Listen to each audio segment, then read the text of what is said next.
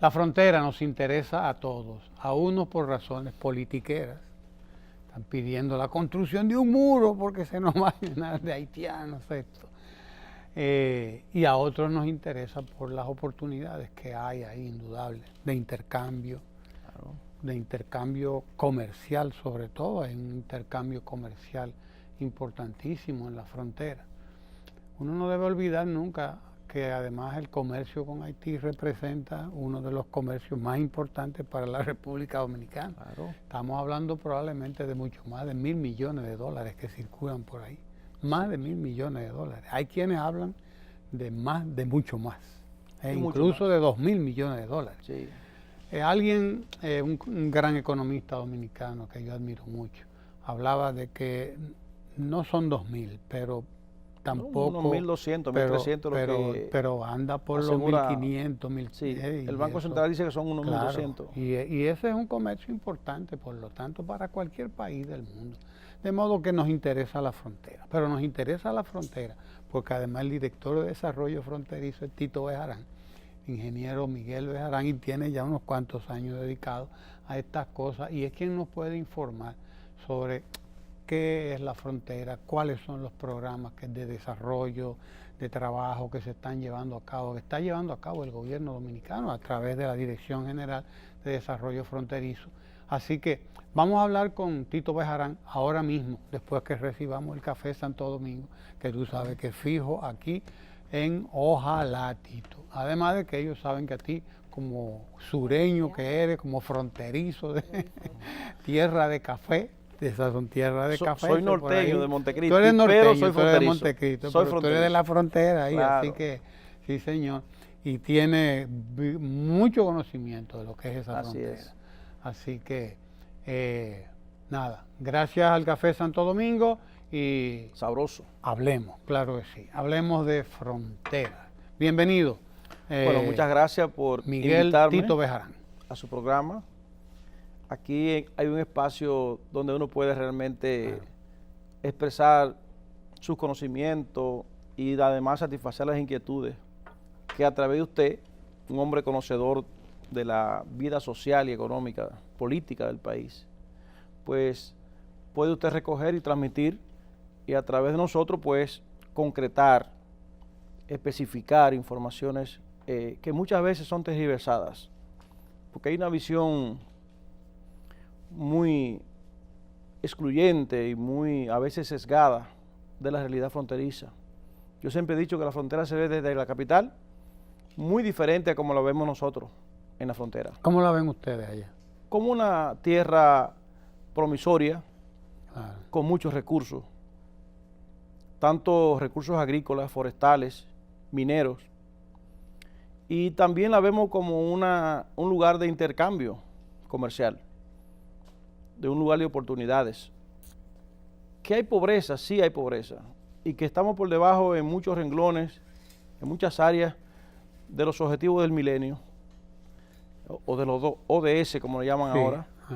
Sí es verdad, pero también es verdad que poco a poco hemos ido superando ese nivel de pobreza y ese nivel de ostracismo que en anteriores ocasiones pues se sentía de verdad. Naturalmente es una frontera con un país con dificultades, con un país prácticamente en ingobernabilidad, y tiene sus riesgos y tiene sus situaciones especiales, pero en la frontera no se siente esa presión, no se siente esa angustia que se siente aquí. Sí, así es. Porque allá la gente intercambia y cruza, la gente pasa y es que aquí funciona la propaganda. Situación de hermandad con los haitianos.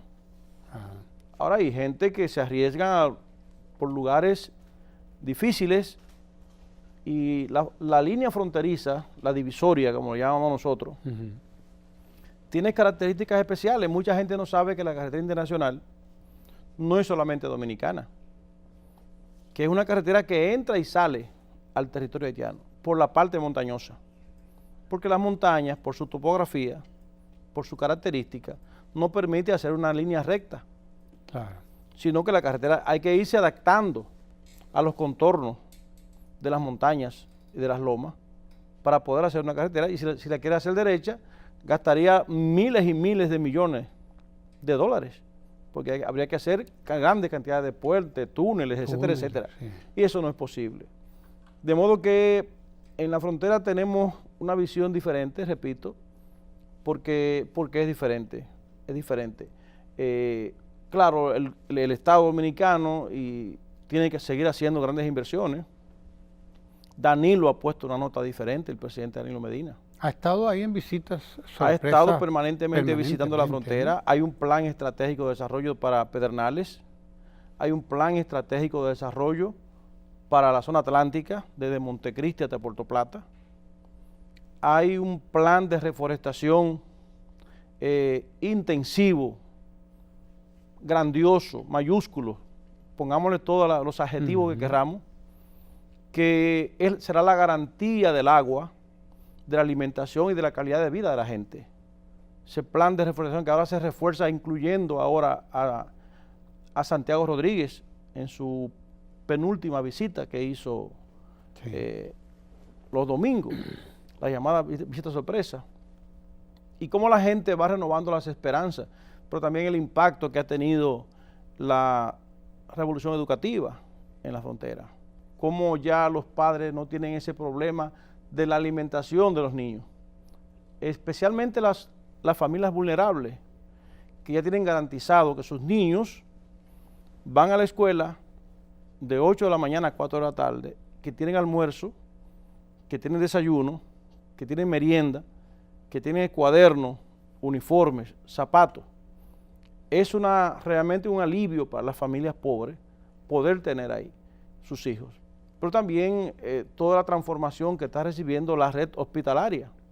Cómo hemos ido construyendo hospitales nuevos en toda la franja fronteriza, en todas las provincias fronterizas.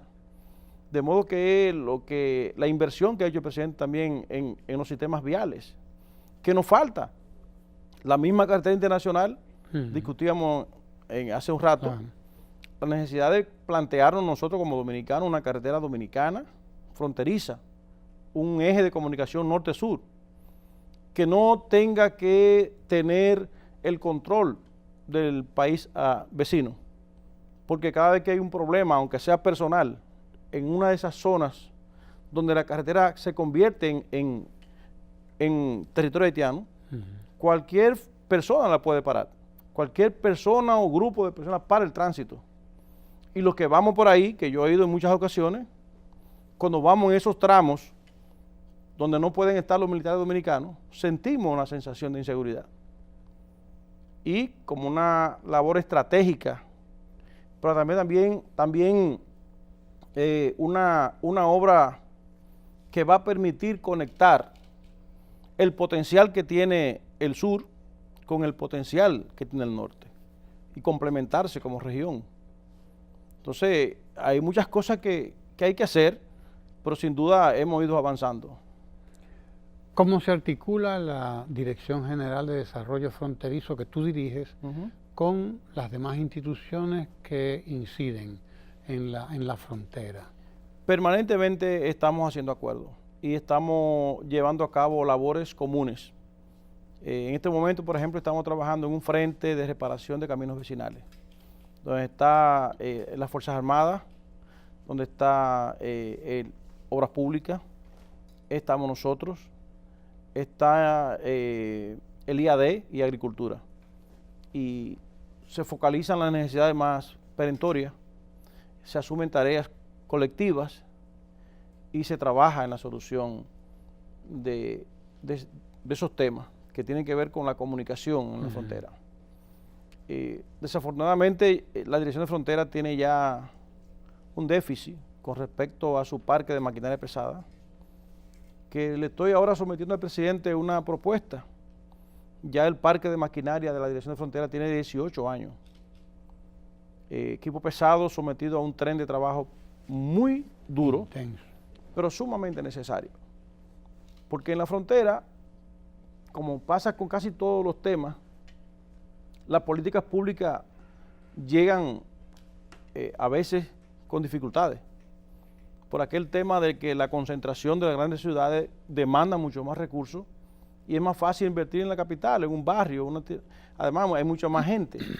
Entonces, la única institución que está siempre en el territorio, que debe tener este tipo de recursos, porque ayuda a que la gente pueda seguir desarrollándose, pueda seguir usando esta mano amiga que el gobierno le da siempre, y que lo hacemos todavía, con mucha precariedad, repito, porque nuestro parque de maquinaria ya llegó al nivel de máximo uso, tiene que ser reemplazado.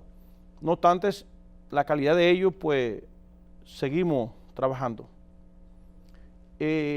Otros temas son los que trabajamos con educación, y especialmente con INAVIE, que recientemente terminamos un gran proyecto, que es un proyecto visual, donde más de 270,000 niños de la escuela básica de 10 provincias, 3 más que no están en la zona nuestra, porque aunque son 5 las provincias fronterizas, la dirección de frontera tiene 2 más, que es Santiago Rodríguez y Bauruco, que fueron adicionalmente a las 5 que ya tenía la frontera. Pero en ese programa que se llama Ver Bien para Aprender, que lo hacemos con el INAVIE y con el Ministerio de Educación, se ha atendido y se han rescatado más de 22,000 niños que se han detectado con problemas visuales de diferente magnitud. Algunos con problemas de estrabismo se han operado, otros con problemas intraoculares se han resuelto, y la mayoría, cerca del 10% de la población, con problemas de visual, y se le han donado los lentes. Hay un programa de revisión permanente, hay un programa de educación del profesorado para que puedan detectar las dificultades que se le presentan a los niños: dolor de cabeza, lagrimeo, palpadeo, la distancia que tienen con la lectura.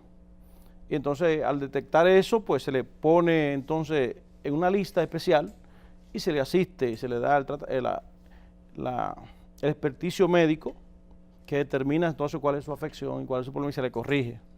Por eso el programa se llama Ver Bien para Aprender. Trabajamos también con el Ministerio de Agricultura, trabajamos dando asistencia a los agricultores y también reforestando y entregando plantas a todo el sector, reparando caminos vecinales, construyendo pozos tubulares, construyendo lagunas, de modo que la dirección es un puntal de apoyo en el sector, en el desarrollo de la frontera, y esa institución tiene que seguir siendo fortalecida hasta que la frontera alcance el nivel del resto del país, porque por eso surgimos nosotros. Claro. Hay iniciativas ambiciosas que en algún momento se han anunciado para la frontera, iniciativas privadas incluso y semiprivadas o en asociación con el Estado Dominicano. Recuerdo que hace unos años se habló de el Plan Binacional Quisqueya, algo así, ¿no? Sí. Era esa iniciativa que buscaba un desarrollo de empresas, etcétera, en la frontera. Y así, hay otros planes también. La propia Comisión Mixta Bilateral, que da seguimiento a toda la agenda dominico-haitiana, ¿no? ¿Cuál es el impacto de esto? O ¿a qué nivel se encuentra? ¿Está todavía en planes? ¿Cuál será el futuro de todo esto? O sea, porque hablamos de cosas muy importantes. Esa iniciativa, Plan Binacional, que hay algo así, sí, realmente es una iniciativa ambiciosa con el empresariado dominicano, etcétera. El empresariado dominicano y el empresariado haitiano. Claro. Se hizo inclusive una estructura, se llamaba el Consejo Binacional Quisqueya, y se hizo un planteamiento a nivel de toda la provincia, creando polígonos especializados para actividades, que incluía desde el puerto de Manzanillo para el establecimiento de un hub de servicio marítimo, a Dajabón en todo lo que tiene que ver con mano de obra, zonas francas, que ya de hecho existe. Hay un modelo ahí, claro. CODEVI se llama, que tiene aproximadamente 11,000 empleados, que ha sido una válvula de alivio para Haití y también una oportunidad para República Dominicana, porque ahí trabaja un porcentaje importante de dominicanos, pero también muchas de las mercancías que demandan los haitianos en Juana Méndez, pues es comprada en el mercado de Dajabón, de productos dominicanos, porque Haití tiene una dificultad en la producción agrícola y pecuaria. De modo que recientemente fue retomada la idea y volvieron de nuevo los empresarios dominicanos a decir que con un respaldo y con un plan específico se pudieran crear muy rápidamente unos 400,000 empleos en la frontera. Pero como te decía ahorita hace un rato, tenemos también el plan estratégico de desarrollo de Pedernales, que el presidente lo ha impulsado y que fue publicado por Turismo, Agricultura, Medio Ambiente, y que tuvo un escollo, que era el tema de la legalidad de los títulos de Bahía de las Águilas, que afortunadamente ya los tribunales liberaron totalmente, y ahora lo que estamos a la espera de que los inversionistas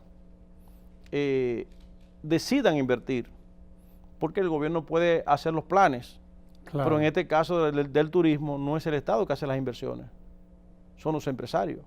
El Estado lo que tiene que hacer es crear las facilidades, las carreteras, los puertos, los aeropuertos, agua potable, y el gobierno dominicano, en la persona del presidente, se ha comprometido que si aparece una empresa que quiera hacer las inversiones, el gobierno está dispuesto entonces a respaldarla con las obras de infraestructura que hagan falta para que puedan ser viables esas. Pedernales y Montecristi tienen todas las características que se necesita para un desarrollo turístico. Naturalmente en el país hay varios focos de desarrollo, el principal está en el este, que atrae la mayoría de los capitales como natural, porque ya son polos vendidos, claro, mercadeados a nivel internacional. Con una estructura están adelante hasta que esos polos no alcancen quizás su mayor desarrollo o su máxima capacidad de desarrollo, es posible que los demás polos del país tengan diferencias. Sin embargo, creo que el presidente tiene una meta de traer al país 10 millones de turistas, y Pedernales y Montecristi, como cuarto y quinto polo del país, tienen que estar en ese renglón, y afortunadamente se están haciendo cosas. Turismo está interviniendo, por ejemplo, la carretera costera de Montecristi, que va desde Montecristi hasta Luperón, en un primer tramo que va desde Montecristi hasta Playa Mipopa. Playa Mipopa es una playa hermosísima, una playa virgen, de arenas blancas, que está en la costa atlántica, a unos 12 kilómetros de Montecristi, y ahí hay un gran potencial, hay movimiento de venta y compra de tierra que indica que hay gente interesándose en el territorio. Hay mucha esperanza también de las relaciones que el presidente acaba de hacer con los asiáticos, con los chinos, en el entendido que si entramos en el plan de la Ruta de la Seda, el turismo, el medio ambiente, la agropecuaria y la industria deberán ser impactados con esa alianza, tanto en las exportaciones de productos dominicanos, como también en la posibilidad de la inversión extranjera, que tomando en cuenta los tratados de libre comercio y tomando en cuenta la cercanía de nuestro país con Estados Unidos, entonces hay una oportunidad hermosa para que los chinos pues vengan a invertir a la República Dominicana en algunos renglones. De hecho lo están haciendo. Ya hay fábricas de aluminio que están trabajando perfiles, perfilerías, etcétera, etcétera.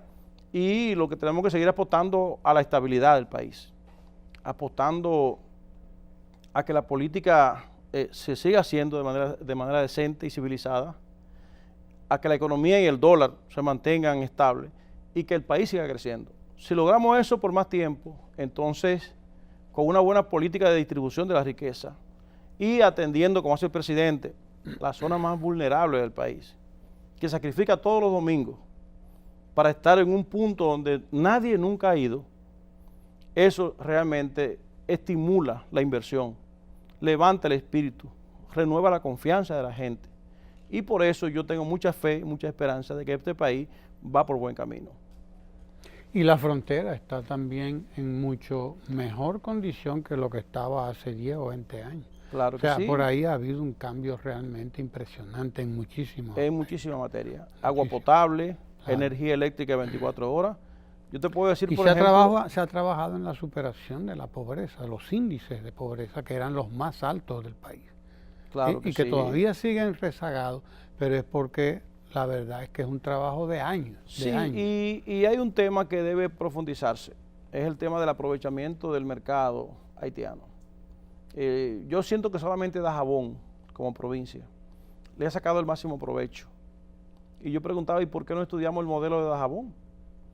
¿Y por qué ese modelo de Dajabón no se lleva a otras provincias? Yo he dicho y he repetido que Dajabón, el modelo de comercio de Dajabón, que de hecho se han hecho grandes inversiones en adecuación, creación de espacios, establecimiento de reglas en Dajabón. Ese modelo debe ser estudiado, porque Jimaní, Malpase, maneja más volúmenes de mercancía que Dajabón. Sí. Sin embargo, no se refleja. ¿Cuál es la diferencia? La diferencia es que en Dajabón la población organizada se empoderó de su mercado y exigió espacio de participación.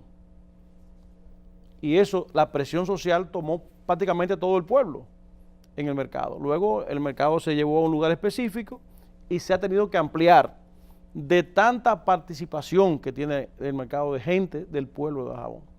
¿Qué ha hecho eso? Que ha incrementado el circulante, que ha incrementado las oportunidades de negocio diversos. Solamente hay 7 bancos en Dajabón, como 3 financieras y como 4 cooperativas importantes. Además de los 7 bancos. De los 7 bancos. Entonces eso es una muestra de el volumen de dinero y el movimiento económico de la población. Eso mismo hay que estudiarlo y hay que llevarlo a otros puntos del país, a Jimaní, a Elías Piña, a Pedernales y a otras comunidades que hacen el mercado. El mercado de Malpase, usted pasa ahí y cree que está en un mercado de África.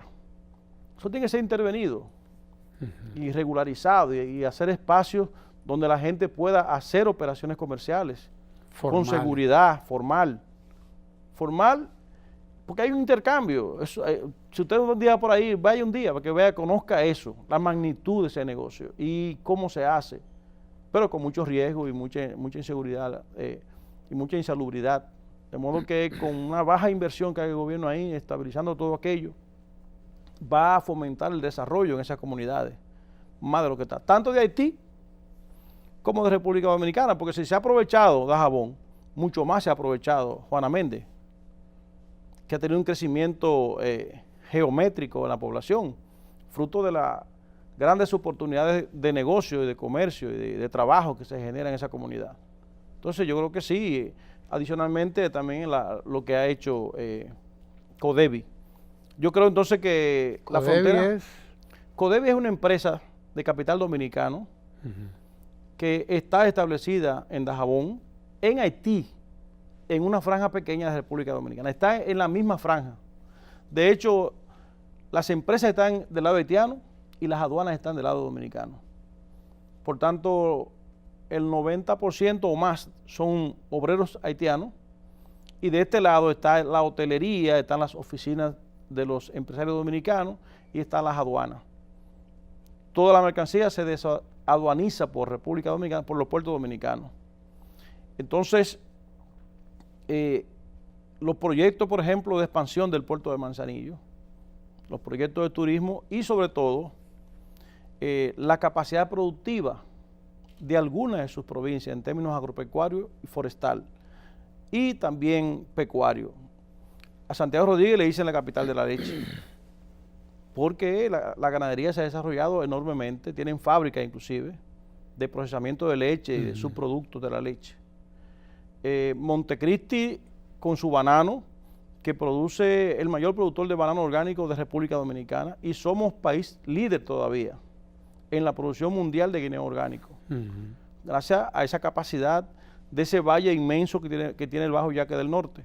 Pero también producimos el 25% del arroz que se consume en República Dominicana. 25%. El 25%. De manera que es una provincia con un gran potencial agrícola. Y a propósito, estamos nosotros celebrando, organizando una actividad que se va a llamar el Foro Agropecuario Montecristi productivo, porque hemos sentido que las políticas públicas que se aplican allá, que son importantes, sin embargo, se imponen, se hacen con una visión desde arriba, y es tiempo que los montecristeños comenzamos a pensar qué hacer con diferentes factores. Por ejemplo, cuáles son las oportunidades, los riesgos y cuál es el potencial que tenemos para seguir creciendo. Entonces, hay que investigar bien eso, hay que trabajar en el tema del mercadeo, hay que trabajar en cómo prepararse para el cambio climático y cómo gestionar los desastres y los riesgos. Aunque somos una provincia altamente productiva, tenemos una situación difícil. Por un lado, el río Yaque del Norte se desborda y crea situaciones difíciles. Y por otro lado, periódicamente vienen sequías que también afectan enormemente. Entonces hay que prepararse para cómo hacerle frente a la sequía, haciendo resiliencia a la sequía, buscando mecanismos que minimicen su impacto.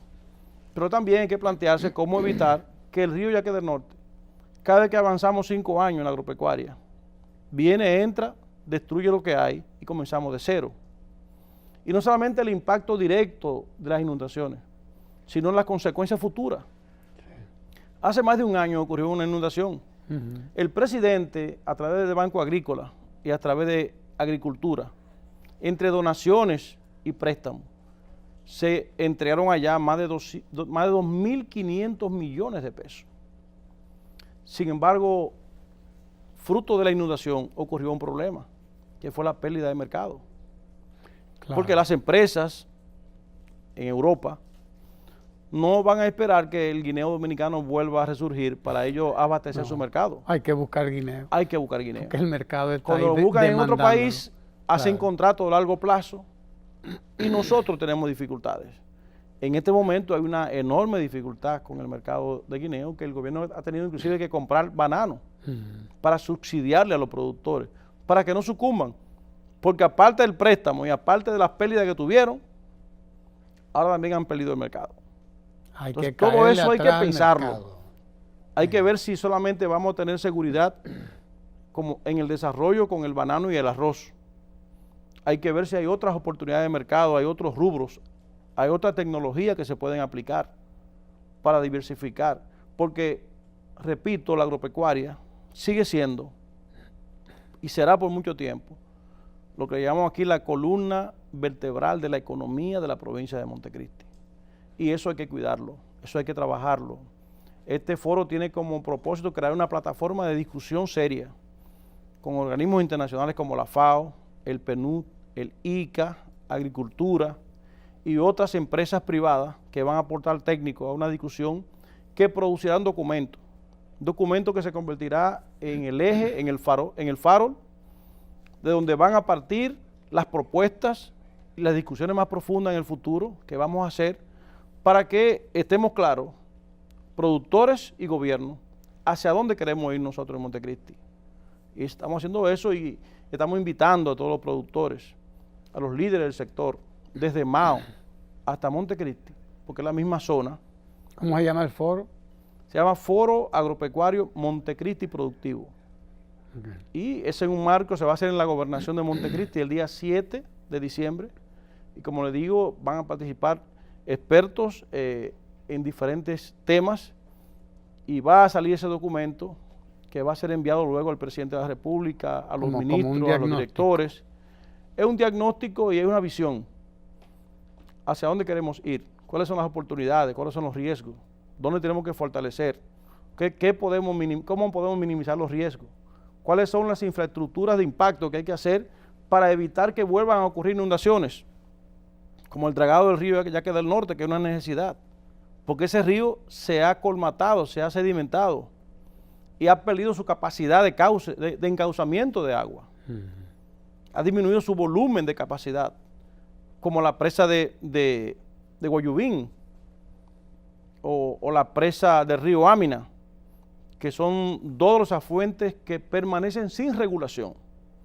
Entonces hay que plantearse la construcción de esas presas en un plan estratégico, qué sé yo, a 10 años, 15 años, por ahí hay que comenzarlo, con los estudios, con la investigación, con su plan de preinversión, con su diseño y con su implementación. Hay que trabajar también en el aprovechamiento de las aguas que se van al mar. Toda la costa atlántica, que está en la cordillera septentrional, por ahí no hay río, pero sin embargo, cada vez que llueve, los ríos secos las cuencas de esa cordillera, pues hacen estragos, rompen la carretera, rompen las tuberías de agua, e inundan comunidades. Y ahí hemos localizado 7 microcuencas que se pueden hacer pequeñas presas. Inclusive se pueden bombear agua del río ya que hacia ella para almacenarla e incorporar más de 400.000 tareas de tierra a la producción agrícola en esa zona, agrícola y ganadera. De modo que Montecristi tiene que plantearse no solamente la alternativa del turismo, sino también cómo reforzar y cómo visualizar su crecimiento agropecuario, incorporar nuevas áreas y mitigar los problemas que nos acechan y nos afectan. Tú te ves más como montecristeño que como fronterizo. Bueno, que soy de ahí, soy montecristeño. Pero la visión es la de. No, la visión es general. Claro, yo te puedo hablar igual de Pedernales, te puedo hablar igual de Dajabón, Santiago Rodríguez, de Jimaní. Lo que estamos hablando pero de siento un cariñito adicional por Montecristi. Montecristi. Claro, por Montecristi, tu tierra. No, y es importante este foro que se va a desarrollar porque a partir de ahí pues se tendrán informaciones también mucho más acabadas sobre todos esos temas que tú has mencionado. Pero bueno, veo que tú no eres partidario del muro, sino de la carretera. Yo creo que el muro no es una solución. Eso no es una solución. Como no lo ha sido en ninguna parte del mundo. En ningún lado. Inclusive los países que lo han hecho. Pero la carretera es una inversión muy alta. La carretera, el desarrollo de empresas. Menos alta que el muro, ¿verdad? Claro, la carretera es una necesidad. Claro. El muro es una necedad. Una necedad. Muy bien. Excelente, Tito. Muy bien. Muy bien. Gracias al ingeniero Miguel Bejarán, Tito, quien es director de Desarrollo Fronterizo. Tiene a su cargo la Dirección General de Desarrollo Fronterizo. Tenemos pendiente un reportaje por toda esa frontera y por todas esas provincias para darlo a conocer aquí, cada una de esas provincias. El sur es bellísimo, la frontera es bellísimo, todo eso por ahí. Realmente es inconcebible que estemos desperdiciando una riqueza como la que hay por ahí, en términos ambientales, en términos de recursos de todo tipo. Hay que volver la mirada hacia la frontera, porque no sé si leíste la Composición Social Dominicana, Juan Bosch dice que nosotros dejamos de mirar hacia la frontera y empezamos a verla como un sitio hacia el cual no se debe mirar desde las devastaciones de Osorio. Claro. Dice que probablemente eso comenzó con las devastaciones de Osorio, porque las devastaciones de Osorio fueron sangrientas, fue a base de terror que se redujo a todas esas poblaciones y se las trajo para acá, para el centro de la isla. Toda la historia de República Dominicana. Y él dice que desde entonces quedó, parece, en el consciente o en el subconsciente dominicano la idea de que no se puede mirar para atrás. Lo importante es recordar la historia, porque dice que el pueblo que olvida su historia está sujeto a repetirla. Y nosotros tenemos una historia ligada a Haití, porque de él nos independizamos. Posteriormente tuvimos que ceder territorios que por razones políticas hubo que modificar el acuerdo original que se hizo. Entonces, nosotros no podemos seguir de espalda a la frontera, tenemos que asumirla como un territorio dominicano, que además es el 15%, el 15% del territorio del país. Así es. Con vastos recursos. Claro, hay que aprovechar eso. Gracias a Tito Bejarán, gracias a ustedes por estar con nosotros también aquí en Ojalá no se mueva de ahí, para que siga disfrutando la programación del canal 4RD. Quédese ahí.